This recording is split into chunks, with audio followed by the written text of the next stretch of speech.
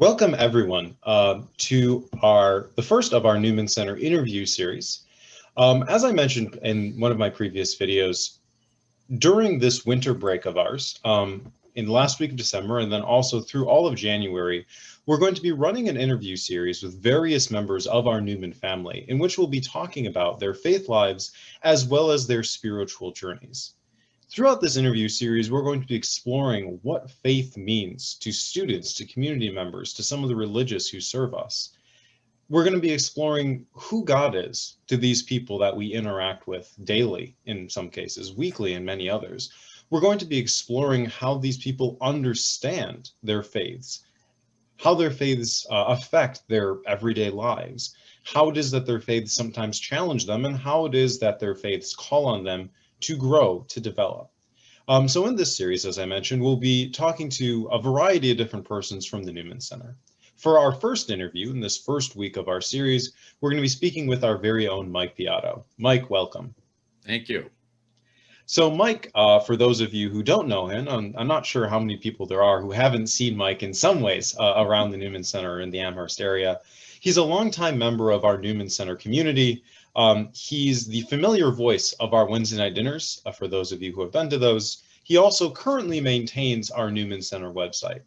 Mike has also served as the Director of Religious Education at the Newman Center. He has been an instructor for the religious education program. He has been a lector. He has been a Eucharistic minister. He's done a little bit of everything, helped out a little bit in the spare time that he has.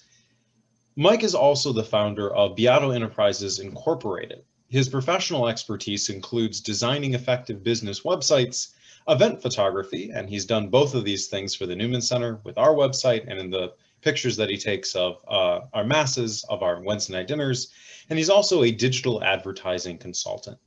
Mike is also an ordained minister for the Universal Life Church, for which he officiates both weddings and funerals. So Mike, thank you very much for being with us in this inaugural video for our interview series. How are you doing today? I'm doing great, Josh. Thanks for the opportunity to speak with you. We're very happy to have you. We're happy to hear what you have to say about our topic for today, which is faith and spirituality. Now, these two terms get used interchangeably a lot, Mike, but for a lot of people, I found that they often mean very different things. So for you, I'd like to start off by asking, what does faith, what does spirituality mean? How do you understand these two words? Well, just when you asked me about whether I'd be willing to participate in some questions about this, it's actually good because it's caused me to reflect on, what I really think about, what I think about faith or spirituality. And so it's a good thought, experiment or exercise. I think it's good for everybody, really. And I'll kind of answer it this way. I don't think that I'm that great a Catholic. I mean, to be honest with you, I struggle with it. And part of it is the doubts that I have. I have a lot of doubts. And I think about that when I see suffering in the world. I wonder how God can let that happen. When I see people that are hurt or bullied or harmed in some way, children, I think, what kind of God does this? And then in a historical sense, I sometimes think about the Holocaust and, how could God allow such an atrocity on such an enormous scale? So, it's like, I'm thinking, how could this happen? And, I think, well, how did God design the world to work? And my conclusion is, this is the price of free will. People are capable of great love, but also of hate. They're capable of being kind, and being selfish, or being brave, or being afraid, or fearful. So for faith, to me, despite all my doubts, I still believe that God has designed the world in a way that is right and just, and it's that I haven't quite figured it all out yet, like how it all fits together. I mean, I've tried to figure out how to live my life, but And I think, well, when I die, I'll ask God to explain it to me. And then, until then, I just have to be okay with being frustrated sometimes. And I do have a high tolerance for frustration. So I guess that's a good thing. So in conclusion, my spirituality and faith are kind of intertwined, and I link the doubt with it. So, and I conclude by thinking, my doubt is not the opposite of my faith. Doubt is part of faith. It's not a binary choice. It's kind of on a spectrum. So I've grown to be kind of comfortable in both. So that's where I am right now. I'm still learning. I think in many ways, all of us are still learning. I love what you say about doubt. Father Pat shared with me something that Father Jack had told him a while ago. A quotation from a book that the opposite of faith is not doubt. The opposite of faith is certainty, which I think goes along with what you were saying about learning. Yes. I'd like to ask you about that process of figuring out your faith, which you just mentioned. Mm-hmm. Was this something that came from, say, early schooling, from being taught with your parents? Was this something that you've picked up later in life? How is it really that you've come to some answers, or even just come to a point where you're able to be comfortable with these doubts? How did that progression work? Well, it's been a lifelong process, as with most people, I suppose. And I certainly, I'm not certain. So I'm I'm always wondering, I'm uncertain, and I'm okay with that for now, But I grew up in a, fairly typical Catholic family. We lived 2 blocks from our church. We'd walk there to mass every Sunday. It was, I just figured everybody, lived within walking distance of their church. And that's what I did. I was an altar boy when I was, 12, 13. I kind of liked that because it was the first time I got to play with matches, where it was okay to play with matches. I liked lighting the candles. Some of the priests were more patient than others, like if I forgot to ring the bells at the right time, things like that. And my grandmother, my father's mother, also lived a few blocks from the church. And I remember in her house when I was a little kid, she had 2 pictures on the wall in her small house. One was of the Sacred Heart of Jesus, and the other was John F. Kennedy, our first Roman Catholic president. The second's going to be Joe Biden in a few weeks. And a funny story about being an altar boy, how did I learn to be an altar boy? Well, they assigned me to 7 a.m. Mass Monday to Friday with an altar boy that had already, knew what he was doing. So he'd kind of show me the ropes. So, Monday, Tuesday, Wednesday, Thursday, he was showing me what to do, and I was learning. Then on Friday, he didn't show up. It's like, and I can remember looking out the back, window of the church saying, where is this guy? It's like, well, I don't know if it was by design or what, but he never showed up. I had to serve the mass myself, which I managed to do. But it was a weird thing, but it forced me to really think, okay, what did I learn? And I got through it. But, it was expected, I'd go to church every Sunday and all that. And as I got into my teen years, my mom, she didn't insist that I go. And I missed mass sometimes. And then as I got older, went away to college, it kind of dropped off almost entirely from going to mass, for a while. Fast forward to when I got married in my late 20s. I happened to, my brother had gotten married a little bit earlier, and he had a Monsignor that did their mass, their wedding. And he agreed he would be happy to perform our ceremony. So met with him, and he was great. And my wife Jackie and I got married in the chapel at Nazareth College in Rochester, which is where I was living in Rochester at the time. She was living in Buffalo, and I eventually moved to Buffalo a short time after that. But that Monsignor Schnacky, Father Schnacky, he was so kind. He was so nice. I'll never forget him.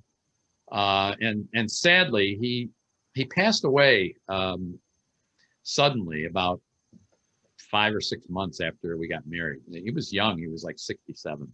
But he was the nicest priest. And I remember him fondly. A few years later, we had a couple of kids, whatever. And we decided, I started thinking, okay, we should go to mass. And a friend of mine was going to mass at the Newman Center. He said, you should check it out. So I did. And well, that's been like 25, I don't know how many years. And our kids, made their sacraments at the Newman Center. So I guess coming full circle to now, when I was young, I was taught it's a sin to miss mass on Sundays and holy days of obligation. And as I got older, I thought, well, that seems like one of those man-made rules. It's like, so I've concluded that, I kind of resented that I was made to feel guilty about that. So I believe that if you're an adult and you should decide for yourself if it's worth attending mass. And for me, it's more than worth it. And mostly thanks to Father Pat. And now lately, Father Roy, he's great too. I mean, I love them both. So that's where I am in my journey, still learning. I've, over the years, I've done a lot of reading. I mean, I pulled out some of the books from my bookcase. Now, this is Our Faith. I mean, you can see I still even have a sticky note in there and some highlights. The how-to book of the Mass. Like I was like, why do we do these things, at the Mass? And I bought these books kind of before, in addition to doing research online, which I do, but I always like having the hard copies too. Here's another one, Responses to 101 Questions About the Mass. I went in the other room to my bookcase and pulled some of these out. And here's one that's more recent. This is Pre-Modern Faith in a Postmodern Culture. This is by Father Peter Drilling, which a lot of Newman people will know him. This was interesting and a little bit above my reading level, but it was a good thing to read, and I could hear Father Peter saying a lot of these things. He's such a smart and thoughtful priest.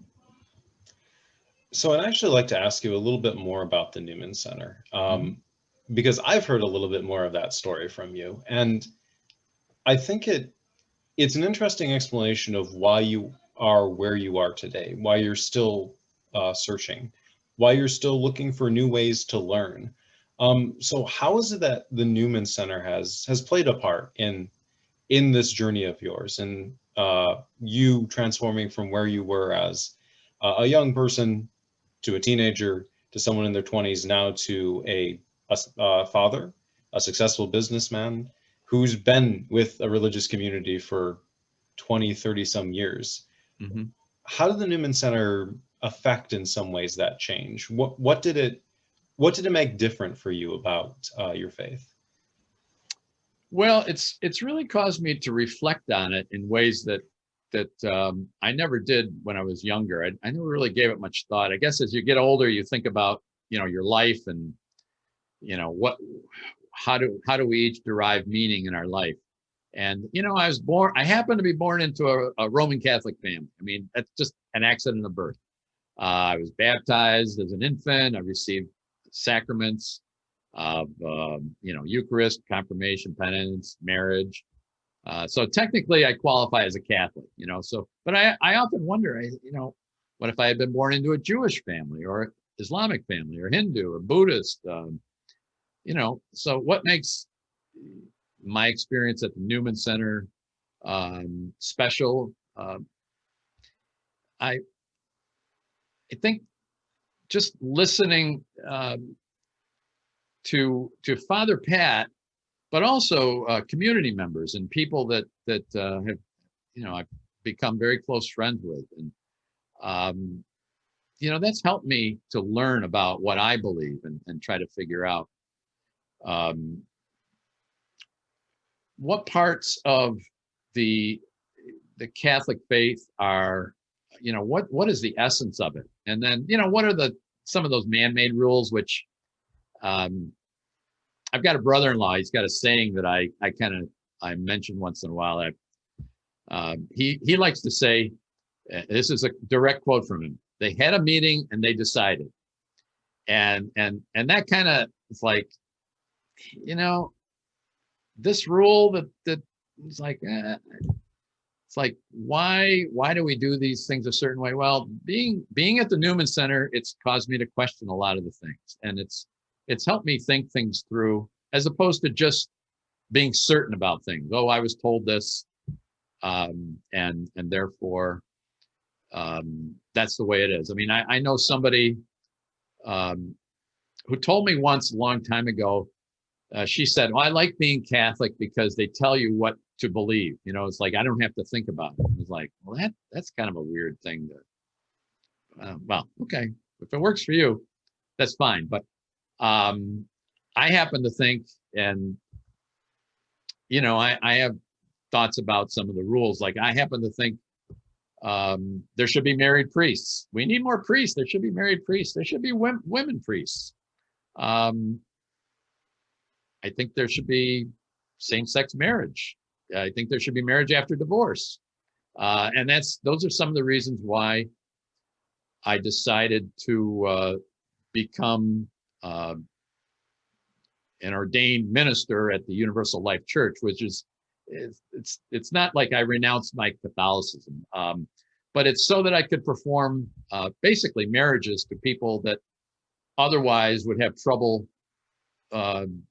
finding somebody to officiate their wedding, that they were refused at the Catholic Church, within the Catholic Church, because they happen to be divorced, or maybe they didn't belong to a church at all. And I did a graveside service last year, which was a bit of a challenge, because the family said, they asked me if I could do it, and like a lot of things I've done in my life, I'm not fully qualified to do a lot of things, but I end up saying yes, and then I kind of figured it out. But the family made it a little more challenging, because they said our mother was not religious at all. She did not want anything religious in her ceremony. So then I was like, well, okay, this is a challenge. It's like, how do you sum up somebody's life without making reference to religion? And it was actually a good thing for me to go through, because it forces you to think about things in a different way. So I don't know, it's just but the Newman Center has provided me with the people and the opportunity to be part of a community that where I'm accepted, and so that's mainly what it is. It's a community of great people, and I love being part of it. So I'd like to ask a little bit more about your ministry, because what you were saying, it sounded like you were trying to describe almost a way of living out faith.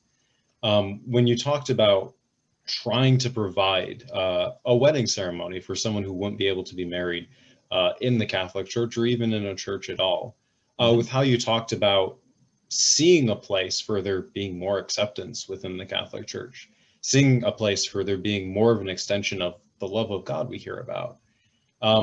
It sounded to me like that was you describing almost how you see your faith needing to be put into action. Is that a fair thing for me to observe? That's totally fair. Totally fair. Jesus said that, my Father's house had many rooms. And I like to think of that as, my Father's house, the rooms, they have many doors. There's many ways that you can get into those rooms. And it's really, we all know what you need to do and how to live your life. The challenge is actually doing it. It's like, most people know right from wrong, and whether doing a good thing or a bad thing, and we're all sinners, and the main thing is to try to live your life a certain way, and we have the creed that we say at Mass. Sometimes we say it, but it's always part of the Mass, That pretty much sums up, what I believe as far as the Catholic Church and how I belong there. But I write in a journal, and I find that helps me to kind of flesh out my own thoughts about what I do, from the mundane to the more kind of philosophical. And I have my own set of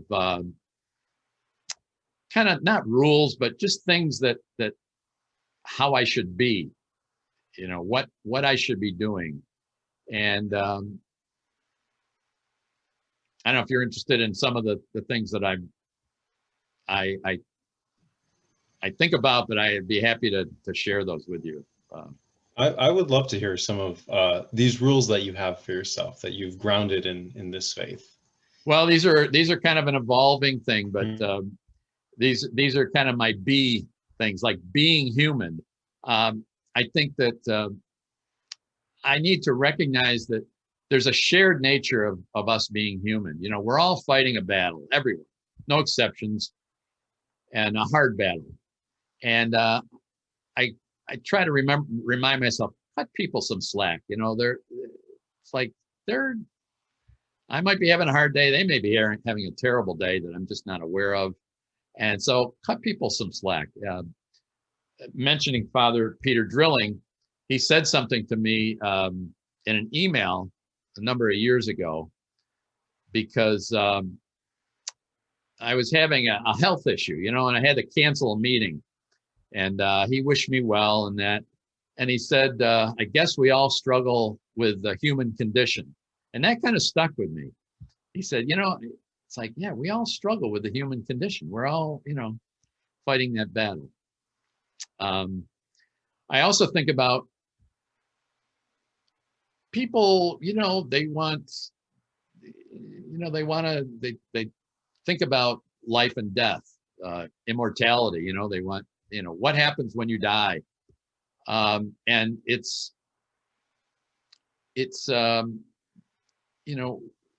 I think of what you do for yourself, that kind of dies with you. What you do for others, that lives on forever. And I think that's part of being human. Another thing is being kind. It doesn't take any more effort to be kind.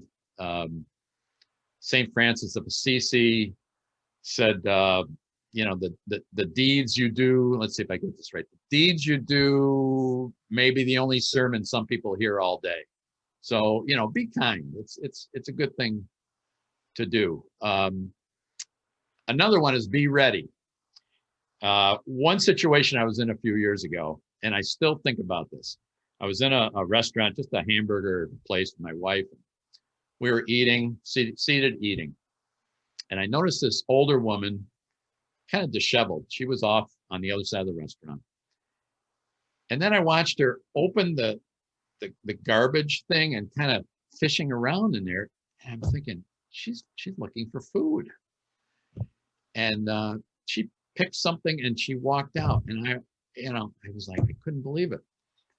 And then I thought afterwards, I should have given her my food, bought her food. It's like, I kind of let myself down. And I swore, I said, if that happens again, I'm going to be ready. If I see somebody that's hungry, I'm going to get them some food.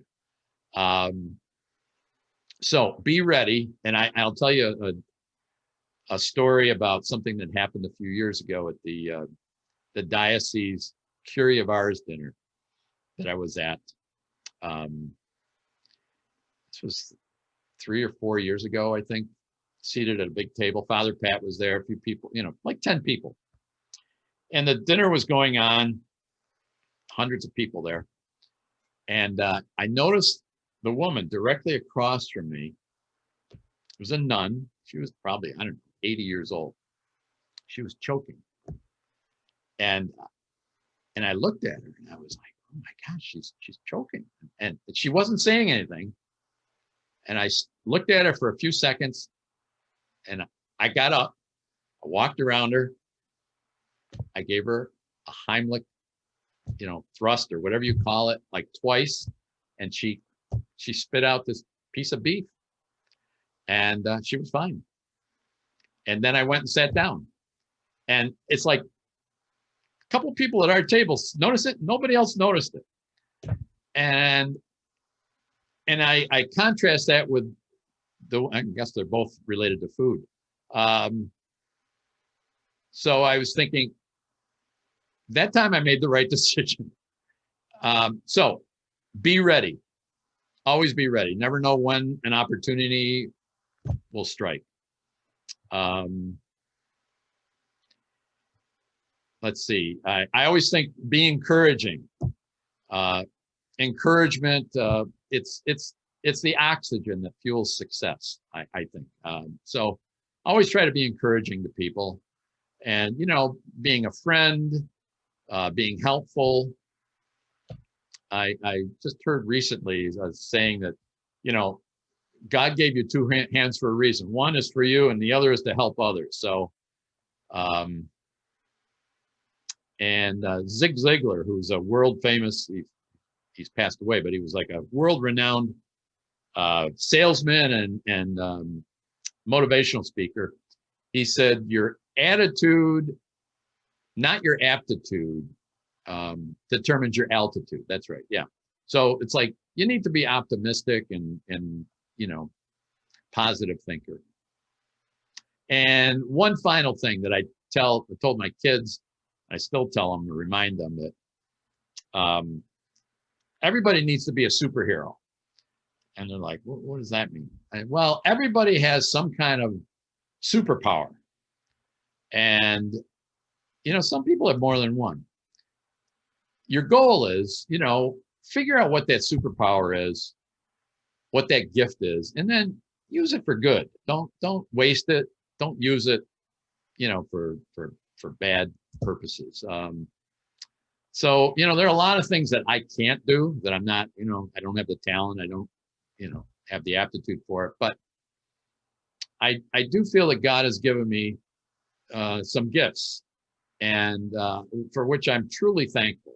And I just try to use them, to help people and do what I can. So those are kind of that's kind of my creed and how I like to live or think about it. And I keep adding to this thing and kind of fleshing it out. And there's probably a few more that I've missed, but those are the ones that I think about. I don't know if that's helpful to you. That is. Thank you for sharing that.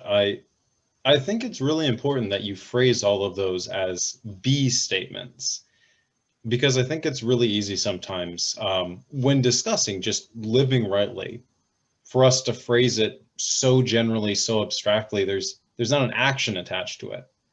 And I think what's so helpful about all the things that you just shared, all of them are very concrete actions. The idea of readiness, well, that tells you how to approach situations that might present themselves to you. Being encouraging, there's a very easy contrast there. Being kind, there's an easy contrast there. So yes, those are helpful. Thank you very much, Mike. Well, something that David Brooks, who was a columnist for the New York Times, he said, there are two types of virtues. There are resume virtues and eulogy virtues. And, at this point in my career, my resume virtues are pretty well set. It's like whatever I've done. But the eulogy virtues, those are the ones that really are important in life. And those are the things that we can all work on, no matter what our age is. And I've given several eulogies in my life, both my mother and my father, and a nephew who passed away way too young. And thinking about their lives and, what was important and what kind of an influence they were in my family to me. And those kinds of virtues, those are the things that I think that we all can do better on, including me, for sure. I also just want to highlight one last of those virtues, the idea of being human to each other. Decency is it's an easy thing for everyone to mention. If we could all just be a little bit better, but it's something we don't often enough put into practice. I think that's a really important thing for us to remember. Whether it's someone living out a Catholic faith, whether it's someone living out a Christian faith, whether it's someone not living out a faith, recognizing humanness, it asks something from us. And if we could just respond to those asks a little bit more, I think we'd be better off. I agree. I want to go back to something you talked about with the first question, Mike, when you mentioned this idea of the problem of suffering. So seeing all of the evils in the world and asking how God could let those happen. You tied this into questions of doubt. How much of those doubts impacted you over the years? Has it ever been hard for you to say, I have a faith or I have a Catholic faith? Some of the things that you had brought up about being concerned about the man-made rules in the church, seeing them as excluding some persons, seeing them as unfairly discriminating against persons or unfairly devaluing persons. Have those things made it difficult for you to see yourself as Catholic? Have you struggled with faith at times? I think is what I'm really trying to ask. Oh, sure. Struggle all the time. I struggle all the time. And I've come to the point where, the struggle is okay. I think everybody struggles. If you don't struggle, you're not thinking hard enough. I feel, because there are so many questions, that make you think that the unfairness. It really infuriates me. Things like voter suppression, okay, in our country. We just went through an election. And, I think as many people should vote as can vote, and we should make it easy to vote, not hard to vote. And it really, really angers me that someone would try to suppress somebody else's vote. It's just not fair. I mean, it's just not right. And that bothers me. So when it comes to the church, the Catholic Church has been through all kinds of turmoil, especially the last few years, with the abuse issues, the financial issues. But, rather than say, well, okay, I'm done with it. No, I refuse to be evicted from my own faith. I think it's the people. People made the mess. People can fix the mess. And I will do, what I think is, what I think is right. And, a lot of these man-made things, they don't factor into my thinking. I think I'm old enough to know what's right and what's wrong. So I refuse to be evicted from my faith. How's that? I think that's pretty good. Let's look at the opposite end of the spectrum, if you will. So we're talking about things that have made it harder for you to practice faith, the things that you've struggled with. What are some things that have come from your faith, though, that you found particularly rewarding or fulfilling? What are the positive marks we can put on the ledger with respect to faith? Well, there is a certain continuity to it. There are certain rituals that I recognize as rituals, but they are important for kind of certain points in your life, especially when when there are difficulties, and when you when people pass away. What do we do? There's a certain thing that we do as Catholics, and I find it very comforting. My mom died several years ago, and she lived in Fairport, where I grew up, and the priest there, he said, as we were leaving, as I mentioned earlier, I gave the eulogy at her mass, And as I was leaving, he was standing by the door, and I shook his hand and thanked him.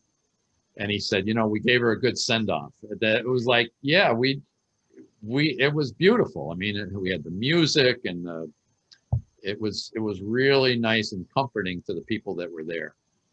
So I think that part of it is important, and that's the way I grew up. I mean, different faith traditions have different ways to handle it. As a matter of fact, I have one more book here. It's called How to Be a Perfect Stranger. And it's the Essential Religious Etiquette Handbook. It's for all different religions. Like what happens at birth, death, the bar mitzvah, communion, first communion. It talks about, what the different faiths do. And I found that sense of tradition very interesting, and it can be very comforting. So I'm okay with that. I actually like that.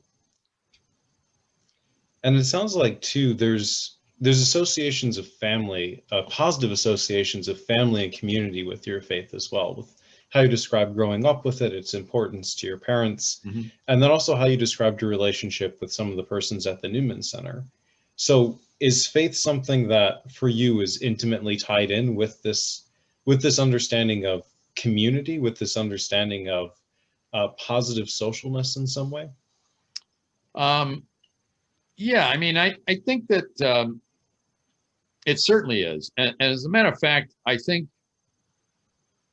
the pandemic that we're currently kind of in the middle of, I think that actually has been an important, or there aren't many positives that have come out of it. But one of the positives that I've found is that it's caused me to think about the fact that we need each other. We kind of yearn for community and to be near people. And that's why people, they miss going to Mass. You've heard it. I've heard it. We provide it online, but they miss being around other people. They're their friends. We share this faith. It's part of a tradition. Even, I've got a 1-year-old grandson, and I haven't seen him for almost a year. I mean, he's like 14 months old, and I see him on FaceTime and Zoom. It's not the same. I mean, and my son and daughter-in-law, I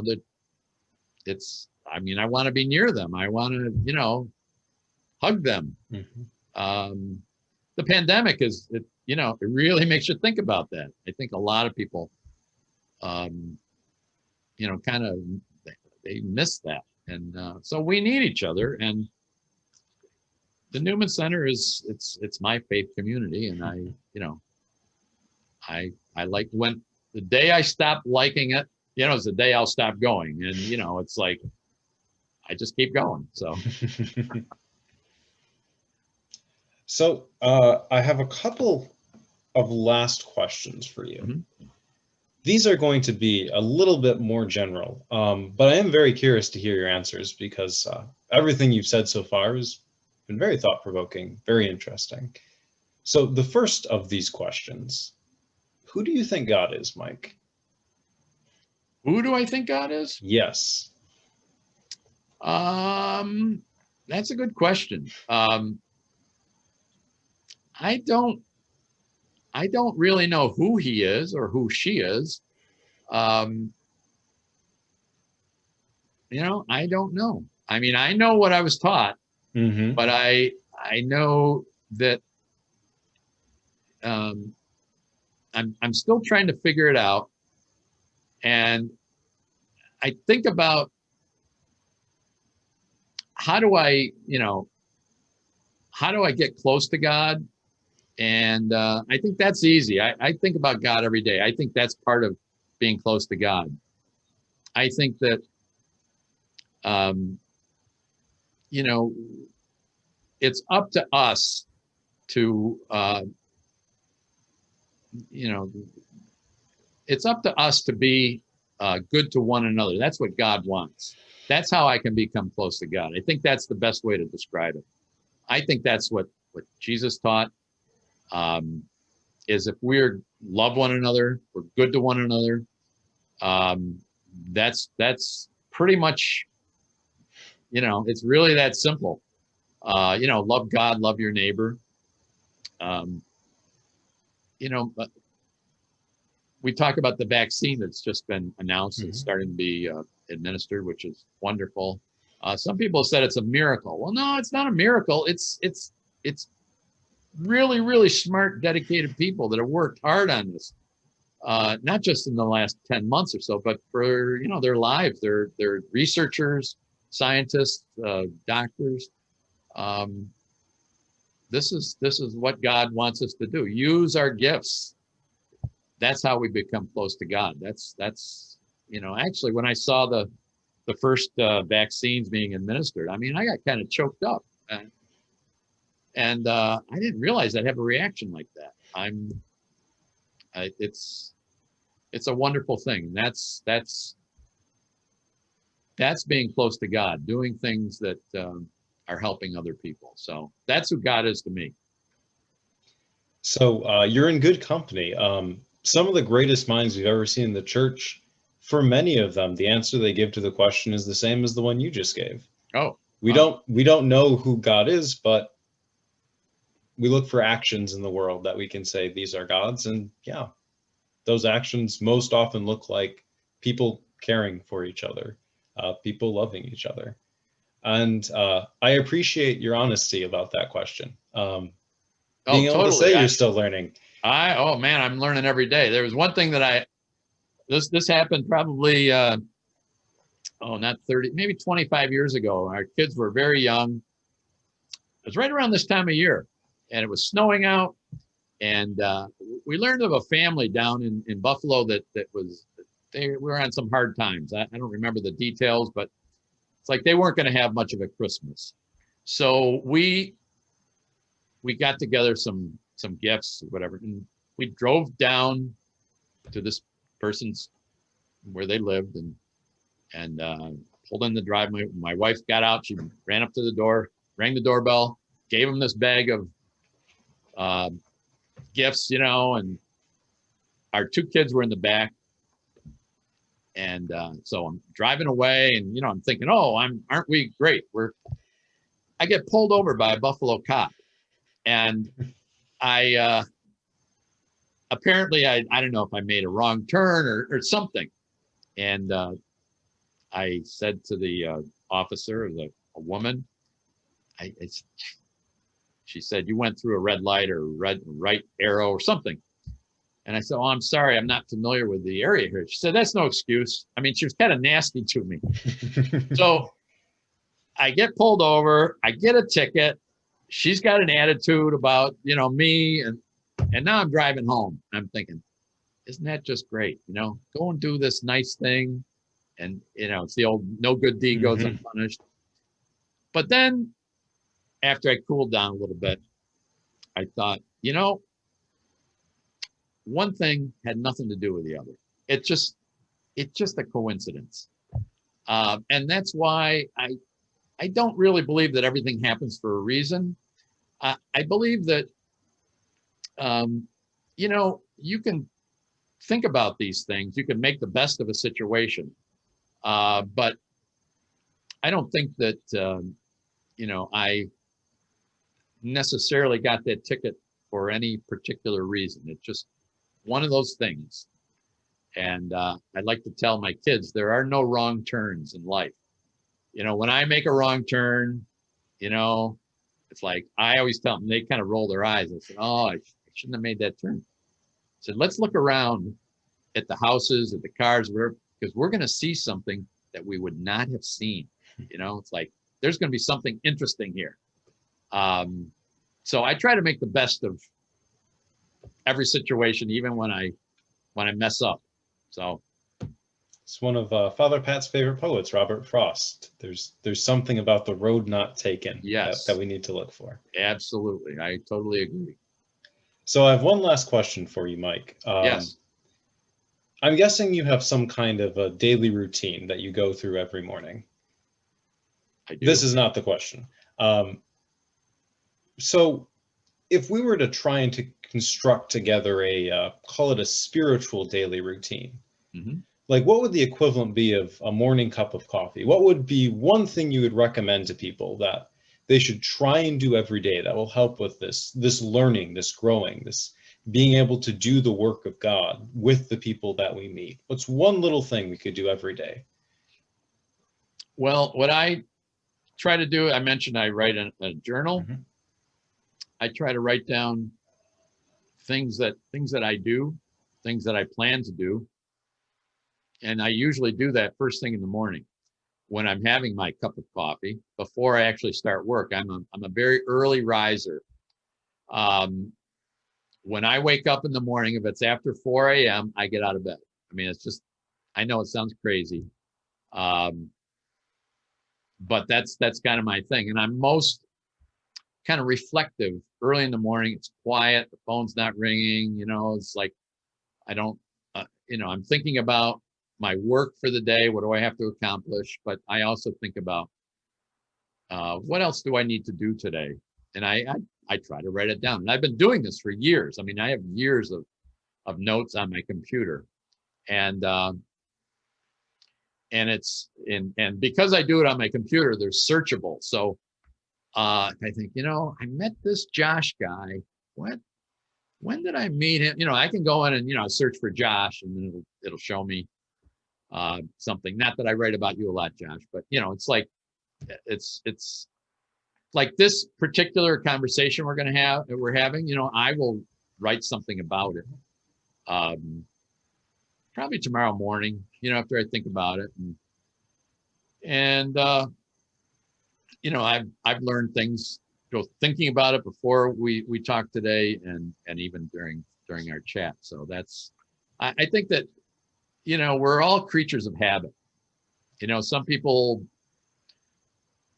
they're on their knees, they pray every morning or every night or both or whatever. Like I don't really do that. I do a lot of running. When I run, that's when I think about things, because it's kind of helps me pass the time. And I try to solve the problems, of the world while I'm running. And a lot of it is, it can be prayer-like. No, it can be prayer, just period. So everybody does different things. When you're doing something that's doesn't require a lot of like brain power. You could be vacuuming, you could be walking, you could be, whatever you do in the shower, whatever you do, that's where your thoughts can really marinate. And I think that's, figure out what it is that works for you and do it. And then write it down. Very important. And I hope also everyone follows your example of trying to figure out a little bit more every day, of not being certain, but of always being open to learning a little bit more. I think it's a great thing that you do, and it's something that shows through in everything that you've shared with us today. So thank you very, very much, Mike, You're very welcome, John. For your time, for your introspection. And thank you to everyone who joined myself and Mike today. This was the first of our videos in our Faith and Spirituality series. There will be more on next Wednesday, so please join us then. I will be interviewing one of our students from the University at Buffalo, Claudia Villanueva. Until next week, and until we see each other again, everyone stay safe and continue to enjoy this Christmas season.